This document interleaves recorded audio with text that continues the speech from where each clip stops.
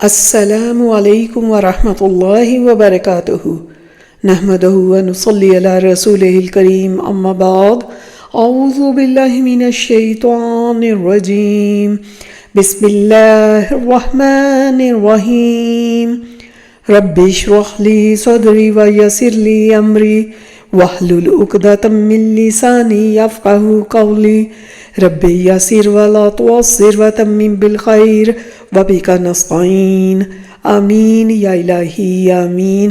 امید ہے آپ سب خیر سے ہوں گے۔ اللہ کے فضل سے آج ہم 14واں پارہ سٹارٹ کر رہے ہیں۔ 14ویں پارے کا آغاز سورہ الحجر سے ہوتا ہے اور سورہ نحل مکمل شامل ہے اس میں۔ سورہ الحجر میں 99 آیات ہیں، مکی دور کی سورہ ہے۔ مضامین اور انداز بیان سے صاف لگتا ہے کہ سورت کا نزول سورہ ابراہیم سے جڑا ہوا ہے۔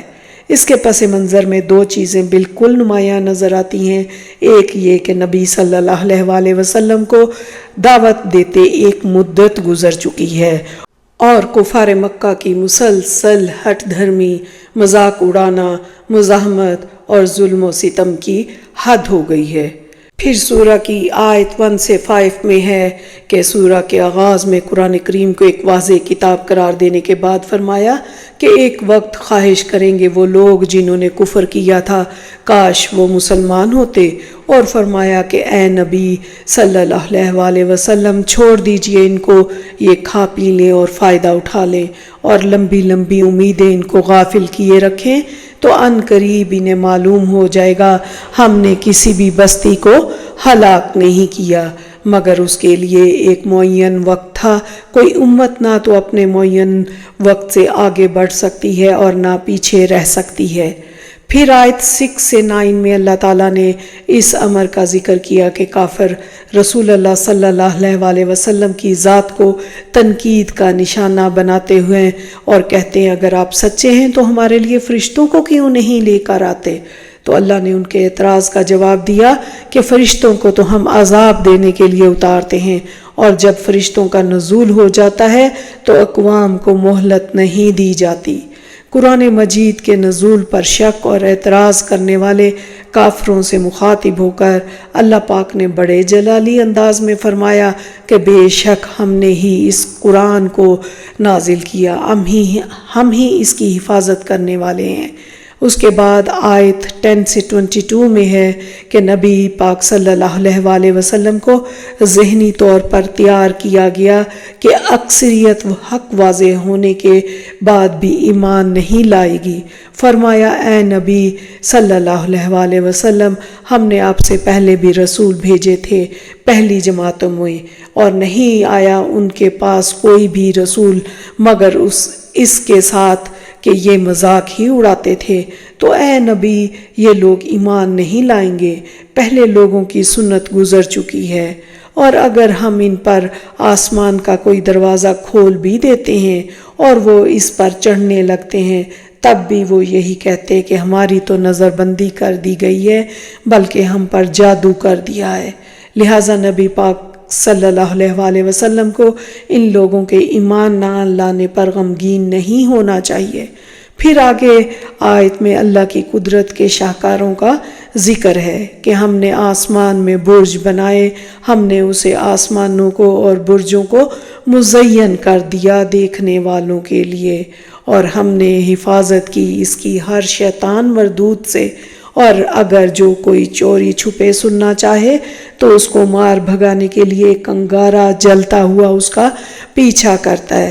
اور زمین کو ہم نے پھیلا دیا، اس میں ہم نے بڑے بڑے پہاڑ رکھ دیے، اور اس میں اگا دی ہم نے ہر شے ٹھیک اندازے کے مطابق، اور نہیں ہے کوئی شے مگر ہمارے پاس اس کے خزانے، اور ہم نہیں نازل کرتے اس میں سے مگر ایک طے شدہ اندازے کے مطابق، اور ہم بھیجتے ہیں ہوائیں جو بوجھل ہوتی ہیں یا بوجھل کرنے والی ہوتی ہیں، پس ہم نے اتارا آسمان سے پانی، پھر وہ تم لوگوں کو پلایا اور تم اس کے جمع کرنے والے نہیں ہو۔ اب اگلی آیات میں اللہ پاک فرما رہے ہیں کہ یقیناً ہم ہی ہیں جو زندہ بھی رکھتے ہیں اور موت بھی وارد کرتے ہیں، اور ہم ہی وارث ہوں گے، اور ہم جانتے ہیں تم میں سے آگے بڑھنے والوں کو بھی اور جانتے ہیں پیچھے رہنے والوں کو بھی، اور یقیناً آپ کا رب ہی ہے جو ان سب کو جمع کرے گا، یقیناً وہ کمال حکمت والا خوب علم رکھنے والا ہے۔ اور یقیناً ہم نے بنائے انسان کو کالے اور سڑے ہوئے گارے کی کھنکھناتی ہوئی مٹی سے، اور جنات کو ہم نے پیدا کیا تھا اس سے پہلے آگ کی لپٹ سے۔ پھر فرشتوں سے کہا جب انسان کو پوری طرح درست کر دوں اور پھونک مار دوں اس میں اپنی روح میں سے، تو گر پڑنا اس کے لیے سجدے میں، کیونکہ انسان کی عظمت یہ بھی ہے کہ اس میں روح ربانی بھی ہے ذوق تجلی بھی اسی میں پنہا، غافل تو نرا صاحب ادراک نہیں ہے۔ تو سجدہ کیا تمام فرشتوں نے مل کر سوائے ابلیس کے، اس نے انکار کیا سجدہ کرنے سے۔ اللہ نے فرمایا اے ابلیس کیا ہوا تجھے کہ تو نہیں ہوا سجدہ کرنے والوں کے ساتھ؟ پھر آیت 33 سے 35 میں بیان ہے کہ ابلیس نے انسان کو تکبر کی وجہ سے سجدہ نہ کیا۔ اس نے کہا میرے لیے گوارا نہیں کہ سجدہ کروں اس بشر کو جسے تو نے پیدا کیا ہے سڑے ہوئے گارے کی کھنکھناتی ہوئی مٹی سے۔ اللہ نے فرمایا اے ابلیس بس نکل جاؤ اس میں سے، تم یقیناً مردود ہو چکے ہو اور یقیناً تم پر لعنت رہے گی روز جزا تک۔ پھر آیت 36 سے 44 میں ہے کہ ابلیس نے عرض کی اے میرے پروردگار مجھے مہلت دے دے اس دن تک جب یہ دوبارہ اٹھائے جائیں گے۔ اللہ نے فرمایا جاؤ تمہیں مہلت دے دی گئی۔ اس نے کہا اے میرے پروردگار چونکہ تو نے مجھے گمراہ کیا ہے میں یقیناً مزین کروں گا ان کے لیے دنیا کو اور ضرور گمراہ کر دوں گا ان سب کو۔ اللہ نے فرمایا یقیناً میرے بندوں پر تجھے کچھ اختیار نہیں ہوگا سوائے ان کے جو خود تیری پیروی کریں گمراہوں میں سے، اور یقیناً گمراہ ہونے والوں کے لیے جہنم ہی ان سب کا ٹھکانہ ہے۔ اس جہنم کے 7 دروازے ہیں، ان میں سے ہر دروازے کا ایک حصہ ہے مقرر شدہ۔ اور آگے آیت 45 سے 79 تک میں ہے کہ یقیناً متقی لوگ ہوں گے باغات اور چشموں میں، ان سے کہا جائے گا تم داخل ہو جو ان باغات میں سلامتی کے ساتھ بے خوف و خطر، نہیں پہنچیں گی انہیں اس میں کوئی تھکان اور نہ ہی وہ اس میں سے نکالے جائیں گے۔ پھر ہے کہ اے نبی میرے بندوں کو بتا دیجئے کہ یقیناً میں بہت بخشنے والا نہایت رحم کرنے والا ہوں، اور یہ کہ میرا عذاب بھی بہت دردناک عذاب ہے۔ اور آگے قوم لوط کی طرف روانہ کیے جانے والے فرشتوں کا بھی ذکر ہے۔ یہ فرشتے حضرت لوط کے پاس جانے سے پہلے حضرت ابراہیم کے پاس آئے۔ انہوں نے حضرت ابراہیم کو ایک دانشمند بیٹے کی بشارت دی اور انہیں بتایا ہم ایک مجرم قوم کو ہلاک کرنے کے لیے بھیجے گئے ہیں، اس قوم میں سے لوط کے گھرانے کے علاوہ ہر شخص کو ہلاک کر دیا جائے گا سوائے لوط کی بیوی کے، کہ جس کے بارے میں فیصلہ ہے کہ وہ ضرور مجرموں کے ساتھ پیچھے رہ جائے گی۔ اللہ کے فرشتوں نے لوط کی پوری بستی کو بلندی پر لے جا کر الٹ دیا اور ان پر پتھروں کی بارش کر دی۔ یقیناً اس میں نشانیاں ہیں ان لوگوں کے لیے جو حق کے متلاشی ہوتے ہیں۔ پھر آیت 80 سے 84 میں قوم سمود کی تباہی کا ذکر ہے۔ ان کو اللہ نے ایسی صلاحیت دی تھی کہ وہ پہاڑوں کو تراش کر گھر بناتے تھے امن و سکون کے ساتھ۔ انہوں نے اللہ کی نعمتوں کی ناشکری کی اور رسولوں کو جھٹلایا تو انہیں آن پکڑا ایک چنگھاڑ نے صبح کے وقت، تو کچھ کام نہ آ سکا ان کے جو وہ کماتے تھے۔ پھر آیت 85 سے 99 میں ہے کہ اللہ نے اس امر کا بھی اعلان فرمایا کہ جو رسول اللہ صلی اللہ علیہ وسلم کا مذاق اڑاتا ہے اس سے نبٹنے کے لیے خود اللہ کی ذات کافی ہے۔ اللہ نے اپنے ہر رسول کے ہر دشمن کو ذلت اور عبرت کا نشان بنا دیا۔ ابو جہل، عتبہ، شیبہ، ولید، امیہ بن خلف اور عقبہ بن ابی معیط رسول اللہ صلی اللہ علیہ وآلہ وسلم کو مذاق کا نشانہ بناتے تھے۔ اللہ نے میدان بدر میں ان کو حسرت ناک انجام سے دوچار کر دیا۔ ابو لہب کے ایک بیٹے نے نعوذ باللہ رسول اللہ صلی اللہ علیہ وآلہ وسلم کا مذاق کیا تو ایک تجارتی سفر کے دوران شیر اس کو کھا گیا۔ اس صورت میں یہ ارشاد بھی ہے کہ رسول اللہ صلی اللہ علیہ وآلہ وسلم کو 7 بار پڑھی جانے والی آیات اور قرآن عظیم یعنی سورہ فاتحہ عطا کی گئی۔ اب آپ کو حکم دیا جا رہا ہے کہ اب علل اعلان بیان کریں، ان مشرکوں کی ذرا پرواہ نہ کریں۔ یہاں پر اب سورہ نحل شروع ہوتی ہے۔ سورہ نحل کی 128 آیات ہیں، مکی سورہ ہے، اور آیات سے پتہ چلتا ہے کہ ہجرت حبشہ ہو چکی تھی۔ آیت 1 سے 4 میں ہے کہ اللہ کا حکم آن پہنچا، بس تم جلدی مچاؤ، اور وہ پاک اور بلند و بالا ہے اس شرک سے جو وہ کرتے ہیں۔ غزوہ بدر کے معرکے کی طرف اشارہ ہے۔ وہ اتارتا ہے فرشتوں کو اپنے حکم کے ساتھ اپنے بندوں میں سے جس پر چاہتا ہے کہ خبردار کر دو میرے بندوں کو میرے سوا کوئی معبود نہیں، پس تم میرا ہی تقوی اختیار کرو۔ اس نے پیدا کیا آسمانوں اور زمین کو حق کے ساتھ، وہ بہت بلند ہے اس شرک سے جو وہ کرتے ہیں۔ اس نے پیدا کیا انسان کو گندے پانی کی بوند سے، پھر یکا یک وہ بن گیا کھلا جھگڑالو۔ آیت 5 سے 9 میں ہے کہ چھپائے اللہ کی کتنی بڑی نعمت ہے، چھپایوں کو بھی اس نے پیدا کیا، ان میں تمہارے لیے گرمی کا سامان اور کئی دوسرے فائدے بھی ہیں، ان میں سے تم کھاتے بھی ہو، تمہارے لیے ان میں بڑی شان و شوکت ہے۔ جب تم شام کو انہیں چرا کر لاتے اور جب صبح کے وقت چرانے کے لیے لے جاتے ہو، اور اسی نے پیدا کیے ہیں گھوڑے اور خچر اور گدھے کہ وہ تمہارا بوجھ بھی اٹھاتے ہیں اور تم ان پر سواری بھی کرو، تمہارے لیے ہیں ان میں زینت بھی، اور ایسی چیزیں بھی وہ پیدا کرتا ہے جن کا تمہیں علم نہیں۔ پھر آیت 10 سے 13 میں ہے کہ وہی ہے جس نے اتارا آسمان سے تمہارے لیے پانی، اسی سے ہوا تمہارا پینا، اور اسی سے ہیں درخت، نباتات وغیرہ جن میں تم اپنے جانوروں کو چراتے ہو۔ وہ اگاتا ہے تمہارے لیے اس پانی سے کھیتی اور زیتون اور کھجوریں اور انگور اور ہر قسم کے پھل۔ یقیناً اس میں نشانی ہے ان لوگوں کے لیے جو غور و فکر کرتے ہیں۔ اس نے مسخر کر دیا تمہارے لیے رات اور دن کو، سورج اور چاند کو، اور ستارے بھی مسخر اسی کے حکم سے۔ یقیناً اس میں نشانیاں ہیں عقل والوں کے لیے، اور اس کائنات میں کئی رنگ ہیں۔ گلہائے رنگ رنگ سے ہے رونق چمن، اے ذوق اس جہاں کو ہے زیب اختلاف سے۔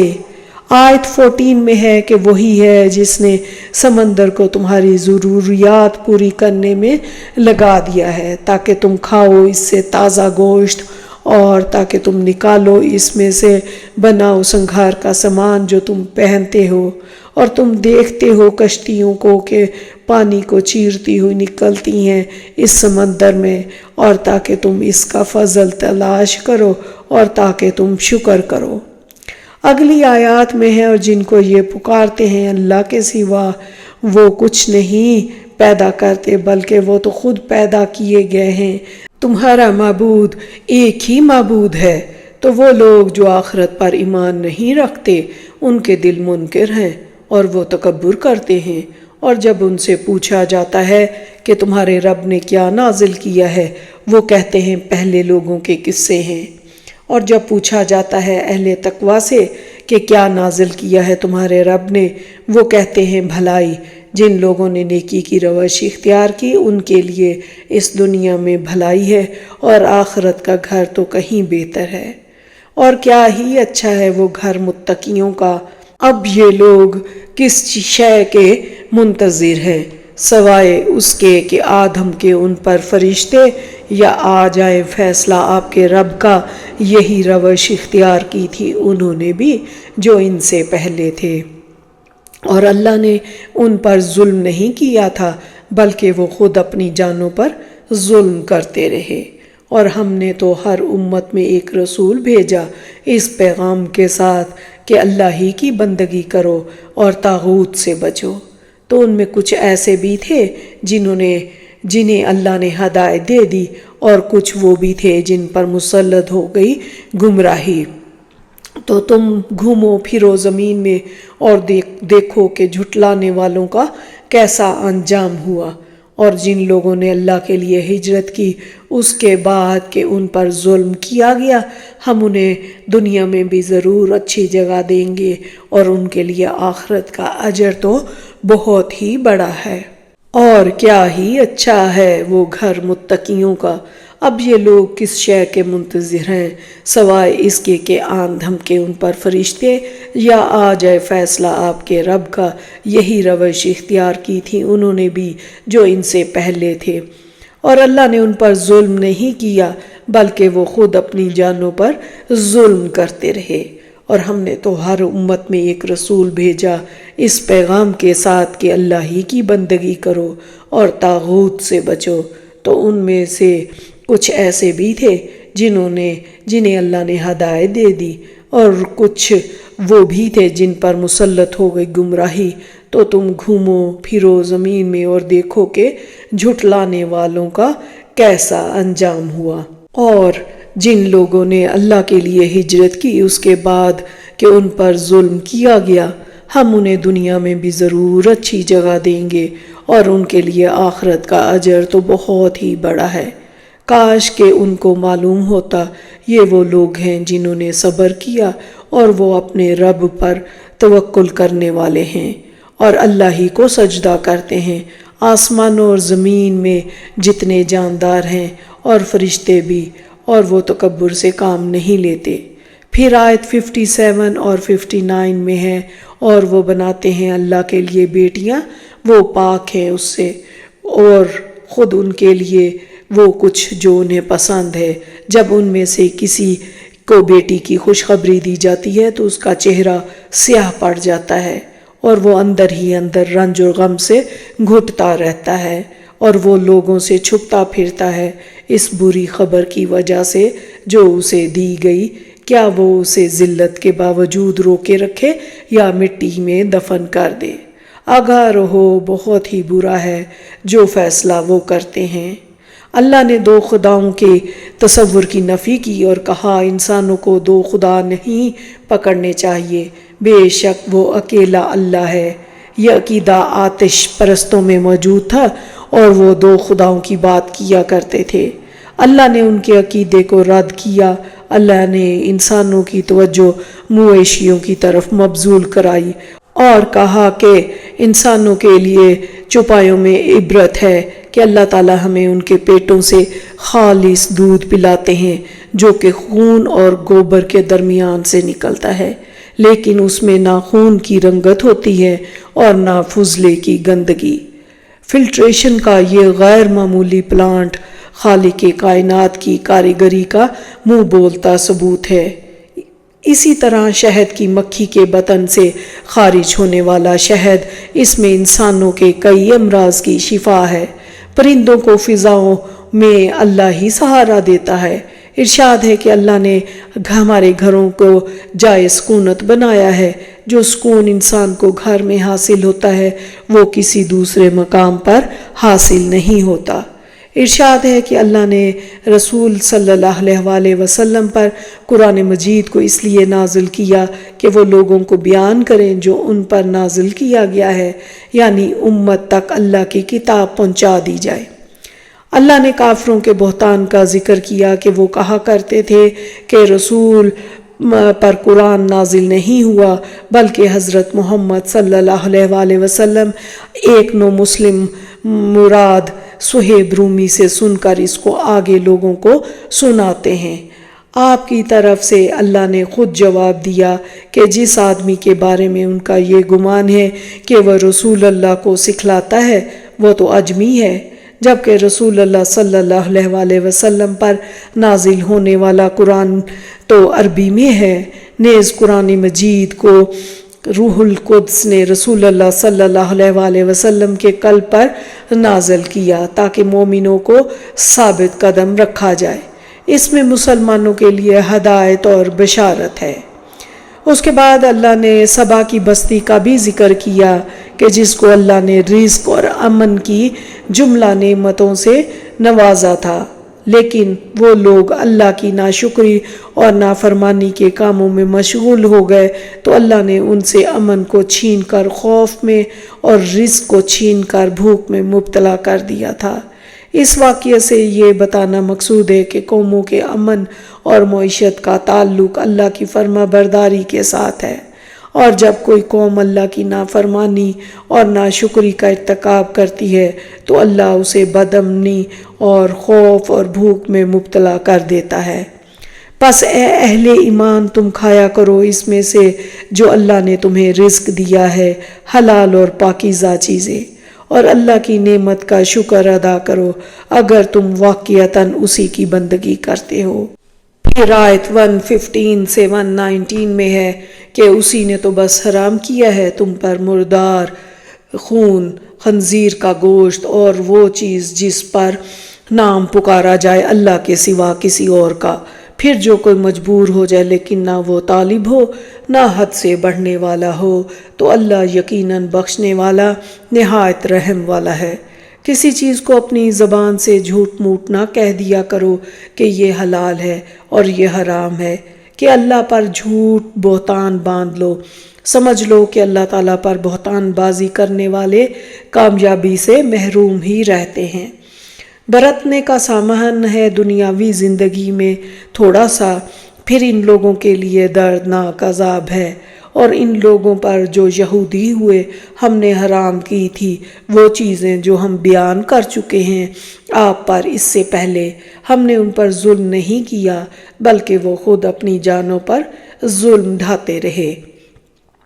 اور یقیناً آپ کا رب ان لوگوں کے حق میں جو جہالت سے کوئی برا کام کر بیٹھیں پھر اس کے بعد وہ توبہ کر لیں اور اصلاح کر لیں تو یقیناً آپ کا رب اس کے بعد بہت بخشنے والا نہایت رحم کرنے والا ہے۔ پھر اگلی آیات 120 سے 125 میں ہے کہ اللہ نے حضرت ابراہیم کی تعریف کرتے ہوئے ارشاد فرمایا کہ بے شک وہ اپنی ذات میں ایک امت تھے، وہ اللہ کے انتہائی فرما بردار اور یکسو حنیف مسلمان تھے، انہوں نے کبھی شرک نہیں کیا، وہ اللہ کی نعمتوں کا شکر ادا کرنے والے تھے۔ اللہ نے ان کو قبول کر لیا تھا اور ان کو سیدھے راستے پر چلا دیا تھا، اور ان کو ہم نے دنیا میں بھی بھلائی عطا کی تھی اور یقیناً آخرت میں بھی وہ نیک بندوں میں سے ہوں گے۔ پھر اے محمد صلی اللہ علیہ وسلم ہم نے وحی کی آپ کی طرف کہ پیروی کیجئے ملت ابراہیم کی یکسو ہو کر، اور وہ ہرگز مشرکین میں سے نہ تھے۔ ہفتے کا دن تو انہی لوگوں کے لیے معین کیا گیا تھا جنہوں نے اس میں اختلاف کیا تھا، اور یقیناً آپ کا رب ان کے مابین فیصلہ کرے گا قیامت کے دن ان چیزوں میں جن میں وہ اختلاف کرتے تھے۔ پھر اگلی آیت میں دعوت دین کا کام کرنے والوں کو ہدایت کی گئی ہے کہ اللہ کے راستے کی طرف بلانے والے لوگوں کو چاہیے کہ وہ دانش مندی سے اور اچھے انداز سے واعظ و نصیحت کریں اور پسندیدہ طریقے سے بحث کریں۔ بے شک اللہ کو خوب معلوم ہے کہ کون اس کے راستے سے بھٹکا ہوا اور کون ہدایت پر ہے۔ آخر میں آیت 126 سے 128 میں ہے کہ دین کی تکلیفوں پر صبر کرنے کو اچھا عمل قرار دیا گیا ہے، اور یہ کہ صبر اللہ کی ذات پر یقین رکھ کر ہی ہو سکتا ہے، اور یہی توکل ہوتا ہے۔ بے شک اللہ تقوی اختیار کرنے والوں اور نیکوکاروں کے ساتھ ہے۔ اللہ کی خوشنودی حاصل کرنے کے لیے اللہ کا ڈر اور نیکی کے راستے پر استقامت درکار ہے۔ جس انسان کو یہ دو چیزیں حاصل ہو جائیں اسے اللہ کی خوشنودی حاصل ہو جائے گی۔ یہاں پر 14واں پارہ مکمل ہوتا ہے، اور اب ہم آخر میں اس میں سے اپنے لیے عمل اور غور و فکر کے کچھ پوائنٹس دیکھتے ہیں۔ سب سے پہلے یاد رکھیں کہ دنیا کی خواہشات اور آخرت کو بھلانے کا سبب بن جاتی ہیں۔ حسن بصری کہتے ہیں جب بندہ اپنی آرزوؤں کو لمبا کر لیتا ہے تو اس کے عمل خراب ہونے شروع ہو جاتے ہیں۔ اللہ کو ہر گھڑی یاد رکھنے والے مخلص اور صراط مستقیم پر رہنے والوں پر شیطان کا زور نہیں چلے گا۔ یاد رکھیں کہ ایمان خوف اور امید کے درمیان ہوتا ہے۔ قرآن کو سمجھیں تو دین کے علم سے دل روشن ہو جائیں گے۔ لوگوں کی فضول باتوں سے اگر دل تنگ پڑنے لگیں تو اس کا علاج اللہ کی تسبیح بیان کرنے اور نماز میں ہے۔ سورہ نحل سورہ نعم بھی ہے، یعنی نعمتوں والی سورت۔ اللہ تعالیٰ نے اس میں اپنی نعمتوں کے اصول اور قواعد بیان کیے ہیں، آخر میں وہ امور بیان کیے جو ان کی تکمیل کرتے ہیں۔ اس صورت میں اللہ کی توحید کے دلائل اور بے شمار نعمتوں کا ذکر ہے جو انسان کے لیے مسخر کیے گئے ہیں۔